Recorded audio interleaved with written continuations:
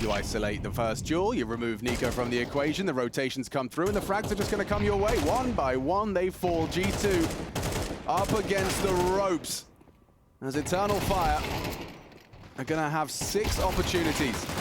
6 series points, 6 eliminating G2 points. They cannot falter a single time. Is this going to be the last round we see from G2 in Rio? 6 chances for the Turkish side. I will, however, present the caveat that in the past, Eternal Fire closing has not always been a strong suit. It can be a tough task, right? And this is the thing. If Eternal Fire want to be considered a contender in World Counter-Strike, getting past teams in this fashion, you have to. You just 13-6 them. Yeah, you have to. That's what you do. Exactly. This is it.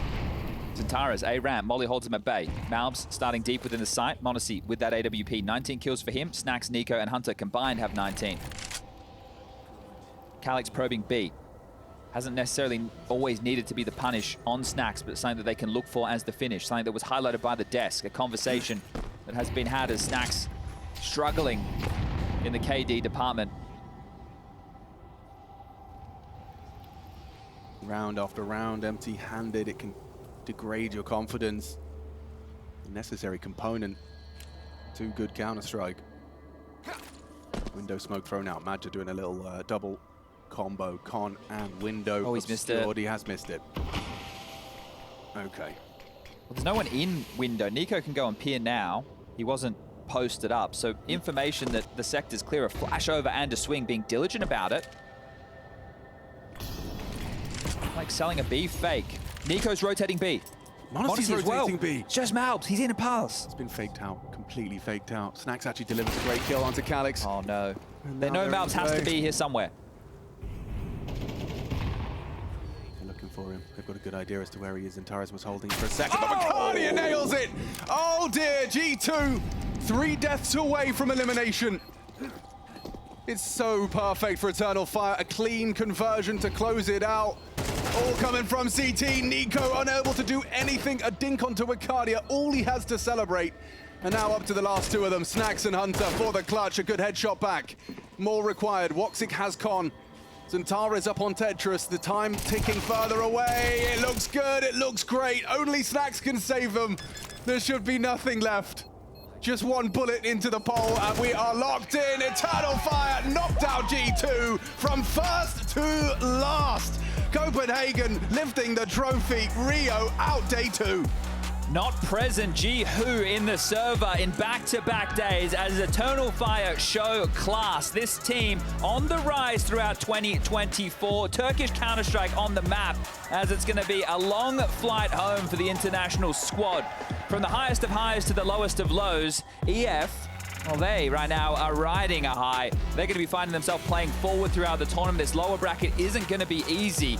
They will be taking on the Mongols. Ooh. So, National Counter-Strike, head-to-head clash. 2 teams with heavy hitters, good structure to stay alive in the lower bracket, but class from EF today. Love to see it. Pain, Imperial, 9Z, G2. Who's the odd one out? Yeah, there's one sticking out like a very sore thumb. That is going to leave a mark. G2, the volatility continues. Highs, lows, they're in the valley right now, though. They are not feeling good. It is going to be a sinking feeling as they unplug their mouse and keyboards here, as Eternal Fire continue to go from strength to strength. Strong game from Monacy. He was towards the tippy top of that scoreboard there, but regardless, G2 are eliminated. The stars did not shine, the individuals did not carry them through. We've got an interview ready on the sidelines.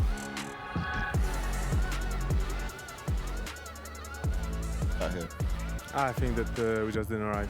And that's the only thing we can say. There's a lot of stuff that we could talk about, but I think that mainly we were just not sharp enough. Yep.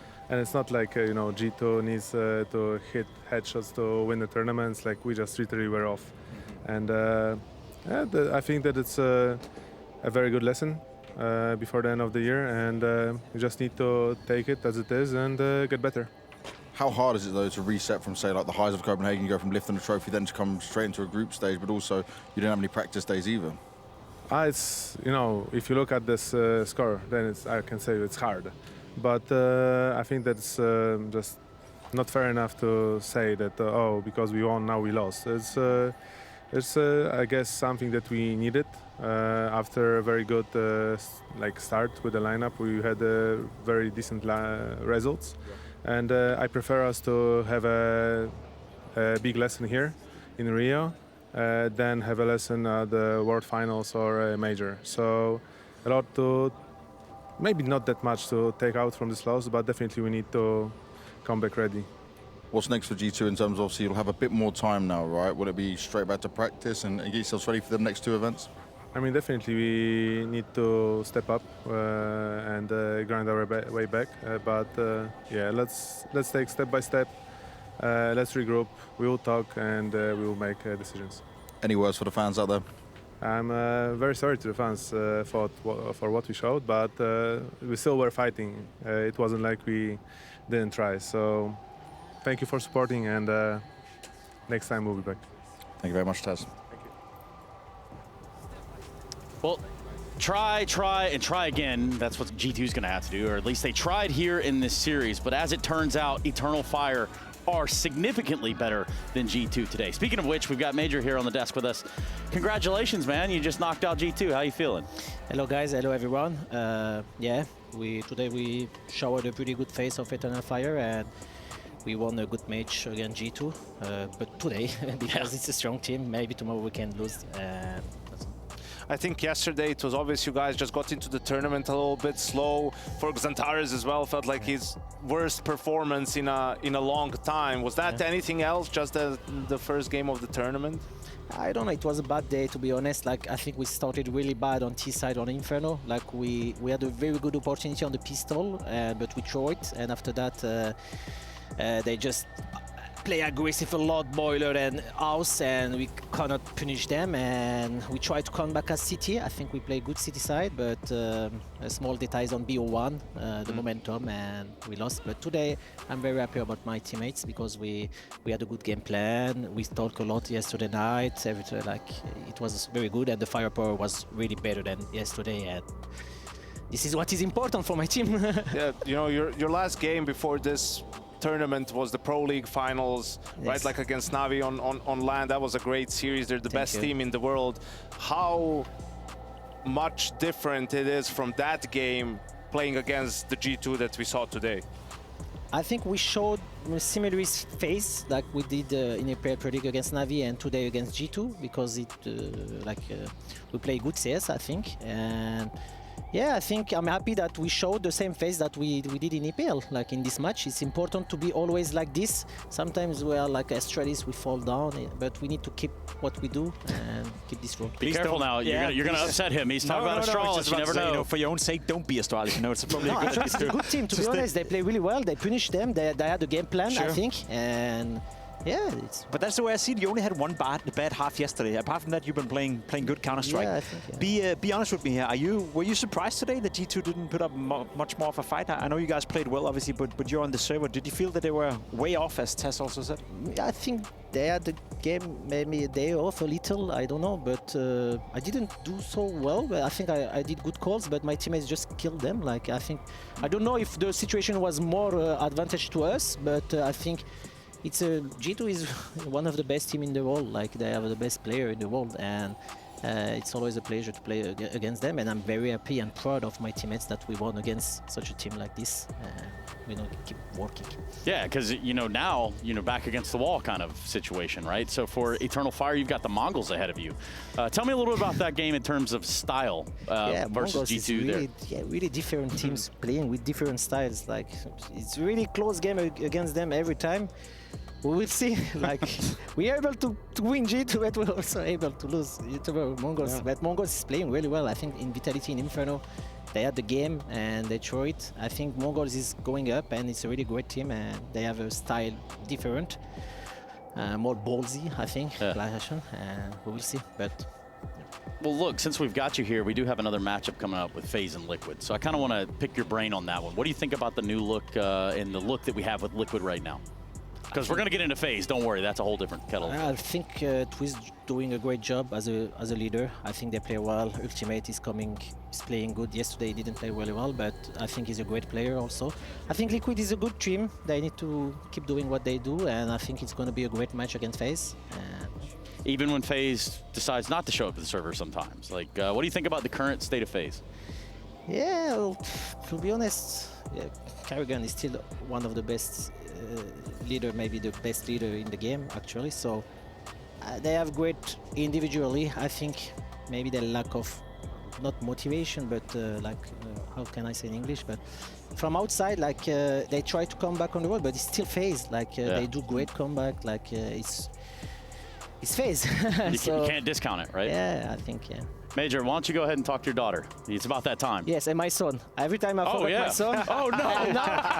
My wife say, if you forget my son, because he's really small. He's 1 year old. And how could you, man? Unbelievable. And after that, he will watch the video. He will say, Daddy, well, you when he's older, he'll go back. Yeah. Because my daughter understand the game, understand me, and etc. But not my son. But Defne, güzel kızım, oğlum Aslan ve karım Ceren. Size çok seviyorum. I love you. This is for you every time. I work for you guys. It's for you, everything. Oh, that was nice. Nice little taper into the Englando there. Hey, thank you very much, man. I translate for people understanding. You did great. You did great. Thank you very much. And also, Woxic did great. Thank you, Major. Yes, Woxic, our United States Air Force Aim High player of this match, undoubtedly. 39-15 kind of speaks the story on its own, but the multi-kills. Well, G2, I don't know. Maybe it was just kind of easy today. Yeah, I think it's a great sign for Eternal Fire that the individuals, keep playing on the level that we saw at Pro League in those playoffs. Woxic, especially, I think he had the biggest uptick in performance, right? Yeah. Xantares, really consistent. Vicadia also stepped up, and that's the recipe for this Eternal Fire team, because definitely, the foundations are there, and now it's just about the players taking it to the next level. Yeah, very much agree. I think Woxic had a great game, and to be completely honest, as I said, it feels like Eternal Fire have had one bad half in this tournament against Astralis, where they couldn't get anything going on the T side. Apart from that, they've been looking great. They demolished G2 today, and regardless of G2 playing well, regardless of G2 not showing up, winning in that fashion they did today, that's a statement in itself. So I clearly see them as a favorite going in versus the Mongols tomorrow as well. So humor me here for a second, Yanko. The G2 that we got today, is it more glaring that G2 didn't show up in the server, or that Eternal Fire was just hands above the best? I think it's a little bit of both, as always, but this is not by accident that G2 has not showed up. I mean, you win a tournament and then you don't practice at all before coming here. Like, I understand that the schedule is grueling, right? But wouldn't you want, after just taking down Navi, who's beaten you so many times, to just sort of keep that good vibe and that good energy, right? I'm not saying you go in, because first of all, obviously your team needs a lot of work. Like, I don't know, like for Taz talking about results, like sure, that's important, but the eye test doesn't lie. I mean, they have a lot of flaws and holes in their game they need to work on, and when they win most of the time, it's due to the individuals making like great plays and having good starts and playing from ahead, right? So I think for that, you need to put a couple of days in there, make it light practice, but make sure the hype is up, the energy is good, that you're still trying to improve on a couple of things, putting some reps in. You knew your opponent on day one, maybe like think ahead a little bit as well, because we come in, Nikos had the worst tournament of his career. Yeah. Does that have anything to do with you not putting any practice in between that? Different players will put in different amounts of hours when they have time off. Someone who has a kid and a family compared to someone who's 18 years old and just like has nothing else, not much to do outside of grinding CS, right? That's why you have the team activities in there to make sure that everyone is putting at least something in. And yeah, going from winning a tournament to going out in last place, I mean, everything good that sort of has happened in recent times, now it's gone down the drain. Yeah, and these numbers, what are they telling you, Jacob? Well, they're telling me that none of them showed up. For Nico to have such an impactful tournament in Copenhagen, where he was definitely an MVP candidate, to then come in here and completely drop the ball. Not only him individually, but with his team as well. None of them really showed up apart from Monacy. I think, again, you can point towards him and say he did what he could in this matchup. He did what he could in this tournament. I very much agree with what Yanko said right here. It does feel like a bit of a mismanaged in terms of how you're trying to ride that high that you build up for yourself from Copenhagen heading into Rio. Because, bro, you're going to have a lot of time to rest if you go out in last place. Yeah. You have a lot of time to chill now. You can go back home tomorrow if you want and have days off, right? Like, that's the point. It's like you can't take stuff for granted just because you were making playoffs in other tournaments or having deep runs, right? Like, you can't ever take it for granted. And we've seen, like, the players just were not ready to play. Individually, they didn't show up. As a team, they looked probably the worst worst out of any team so far in Rio. And for a team that has the caliber of players that they have, and that their aspirations are to lift trophies and to, you know, maybe win the major, like, Not that G2's not winning the major. You are nowhere close to doing that. Yeah. And the reason for that is against these teams, you know, why do you have faith in Navi? Because Navi has faith in themselves. Sure. The players do. They've done it countless times. Come back, come from behind. They have things to fall back on. They have structure. Players are rehearsed on these maps in making these moves. Like, G2 doesn't have any of that. That's why when you see them lose Anubis, right, which they were going to lose more likely anyway, right, you have no confidence that they're going to do it on Mirage, because the players probably don't have that confidence, because every time they win, or it's because they're dominant from the get-go. If they have to play from behind, if they get into a hole early, they don't have a deep enough playbook or to be able to execute that or to come back. It's only hero plays. Chad and Alex painted the picture perfectly. It's like, okay, they make it to 8-4, they win the pistol, and then again it all falls apart. Unless they can keep rolling and individuals, you know, sort of waking up, it's gone. There's nothing there. Isn't it crazy that that's the way you phrase and speak about a team that just won a tournament, that just took down Navi in a best-of-5 grand final just a week ago?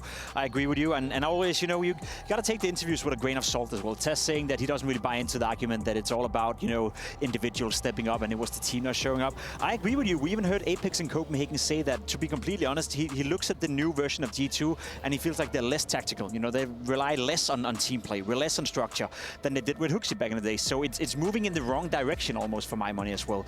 Right now, I don't like what I see for G2, and I even said it in Copenhagen. It was nice to see them play well. It was lovely to see m0NESY pop off. Lovely to see Nico pop off as well, but it's not a team that I have any faith in whatsoever coming into every tournament. Sure, they can win it, you know, occasionally, and sure, they can go into the major and make a playoff run because they have some of the best players in the world, but they don't have the structure like Navi. They don't have the structure like so many other teams. They can also bomb out in last place. Exactly. You know, they can also not qualify for the major. At that rate, yeah, I think happened so. for this one 2 years ago. That is a rough way to go out for G2, but I think, you know, we've kind of put the nail in the coffin there that is G2's attendance in Rio this year, which does lead me into the brackets, because it would be a pretty adequate time to just kind of look and see where we are, kind of a litmus test, if you would. So with those brackets, it's going to look a little bit like this over here in Group A. Navi Furia have found the success that they needed in day one to secure themselves playoff spots, and then it looks down into that lower bracket, and it gets freaking weird, Jacob. It's still the biggest surprise to me that Furia were able to play so well yesterday. Of course, we tried to paint the picture, Janko, saying yesterday morning that obviously they would come in super motivated, but for them to take down FaZe rather convincingly, for them to win a best-of-3 series against Mouse and book a spot inside the playoff right here already by now, to me, that's the biggest surprise of Group A so far. And then you have the lower bracket, obviously, with FaZe slowly but surely getting warmed up, and I feel sorry for Team Liquid because that matchup is usually not a fair one. Yeah, it usually doesn't end well for Liquid, does it? Yeah, at least in recent times, right? And Complexity also took down Mouse 2 times at Pro League, so they'll be looking for revenge as well. But I don't know, Trace, you and me were here 2 years ago when Navi Furia played in that, you know, quarterfinal game, and that was just mental. I'm looking forward for Furia to be in the arena one more time. We need Symbol back, huh? I mean, at this point, like, this place... He is back, just with Falcons. Yeah, it's true. A little bit different now, all around the edges. So is Group B. Vitality finding that success that we just discussed. And then there's that Astralis Heroic. Jacob, I know you're a big fan of both teams, and you, in some way, shape, or form, vicariously wish you were in the server in the jersey as well. Not really, to be completely honest. Okay. But I do think it's a fun matchup, you know, a grudge match between the two teams, the two organizations. I think pretty much everyone involved in that game dislike each other one way or another. So it's a cool one. And I saw the first map as well. It was getting loud. It was getting tense. It was getting close. So it's not a bad one to look out for. Curious to see who's going to win that, you know. Massive opportunity for both Astralis and Heroic to book a playoff spot. We spoke about it yesterday. Both of these organizations, both of the teams need success desperately, and one of them will get it in an hour or two. And I think that semi-final spot is wide open for Vitality, because whoever comes on the other side, whether it's Astralis or Heroic, they're a massive favorite in there. And if anything, it sort of seems to be set up slowly, working towards that Vitality Navi, you know, being on the opposite sides of the bracket in the playoffs, which would be Ideal. Ideal, yes. Yeah, the most ideal. Here, we'll just take a quick look in at that B stream as well. Just like we were talking about, Heroic were in the driver's seat first map. Looks like they're starting off the second one right, Jacob. Yeah, they were looking great yesterday as well. And I think, you know, for Heroic, we spoke about it. When you look at the lineup, when you look at the player material as well, I think they have good players in pretty much all positions. We labeled Kixan as an up-and-coming in-game leader, a nice prospect. We know the qualities of Tessus and Shoes from the old Heroic days. Dexter is supposedly, you know, a star upper. He still needs to get going. Was looking good yesterday. And Nerds was probably the odd one left out from that old Ents lineup. So I look at that lineup from Heroic, and I think they should be better than they have been. So it's nice to see them finally come together and maybe put some of that potential to fruition. I think for me, it's a little bit similar to Navi almost, right? Like there's not a clear like superstar on the team. Maybe you're thinking about Nerds a little bit, potentially like Dexter when he's peaking, right? But they have solid players and they have a really good coach in Saw. So just like with Navi, it took them a while to really get going, to get on the same page, right? To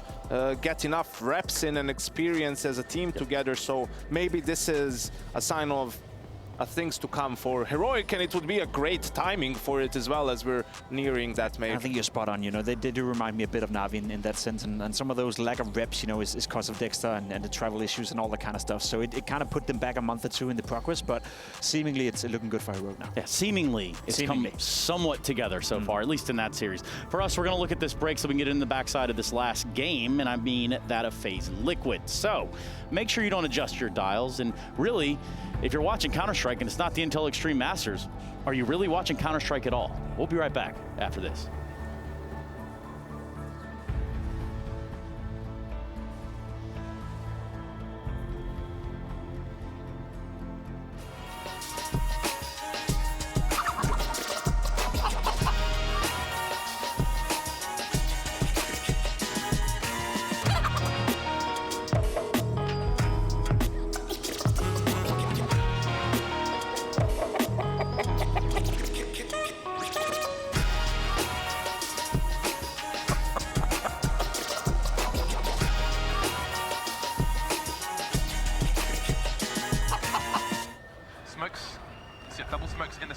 Simple just jumping casually into the side. Wait, what was that? Never miss a play again. Simple, that's not allowed. This is not FPL. This is a major. Finally. With Face It Watch, you're in control. Switch between player POVs live and see the game through the eyes of any pro. Never miss a moment with replays. Relive each highlight on demand from all angles. Watch it, control it, face it. On some level, they're just trying to get their default working. You know, they really want to try and perfect it, or at least get something reasonable. KDN has a good chance on Nerds. Yeah, not expecting him over the top so quickly. Dexter gets one back through the smoke.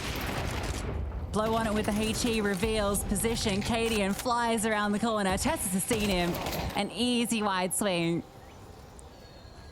Device will slip in, but this will be covered off. Shush and Tessus group. Device has a good chance to get on the board here. Sees the shadows, knows that they're coming. How does Tessus win that? Kixan should be dead to rights. They should be clearing him here. Oh no, they've overlooked him. And Tessus swung early. So Kixan now set up to succeed. Yabi would need a clutch of a lifetime. Can scoop up the bomb and get it planted. Shush waits for Dexter as he crosses over towards Long. Yabi needs to have this fight and he spins. Dexter, where can he be? Yabi's got the right read, but it's Dexter with the collection. NT from Yabi, but Astralis still can't kickstart this T side. Dexter is undeniable. Kixan overlooked. Astralis actually had a much better opportunity in that round if they just cleared their corners. Falls to Yabi in the 1v3 and gives it a good look in, has the right read, but Dexter peeks under his crosshair. And it started with the opening kill for Astralis. Tessus, this clear on Device, that's unreasonable. Device can't find that. When you see from Tessus' POV, it does actually look quite easy for him, which is kind of surprising given the angle and the shadow and everything else. He was everywhere. He was absolutely everywhere in that round. He even went back to B and got that kill that set Kixan up. And yeah, I hear what you're saying about this default, and sure, they're now starting to get a little bit more leverage in towards middle, but time's running out. You're already 6-1 down. Stair will creep in towards red room. The rest of Astralis will have a little bit of a peek in, and that's a big find. Devices Molly gets rid of Shush, but Dexter's here already providing cover. Charlotte's just push through smoke, so you just walk through them. Stair was low HP, so you can kind of forgive him for that one. Cadian's just out Yeah, they're going that way. Walk through the A main smoke. Waiting for Stalin to get that kill in middle, and now they have the open runway. Dexter is not going to be ready for this temple play if he does push out into CT. This has to be the second. Surely, Cadian will confirm it with this kill. But think about how much of that round is based on just a smoke push. Because, of course, it is the setup in towards red room. You're putting attention onto it. You've got the device molly that gets the kill initially. But all of that distraction relies on Cadian hitting the timing on A. And I guess that's what these T sides can look like for Astralis, but they feel like flash in the pan rounds, and you got to rely a lot more on your default succeeding. Yabi will confirm the kill onto Kixan, so no one saves for Heroic. The money's not in the greatest state of affairs because despite winning a number of these rounds, a couple of them have run close for Heroic. So Yabi's 1v3 attempt is sent reverse.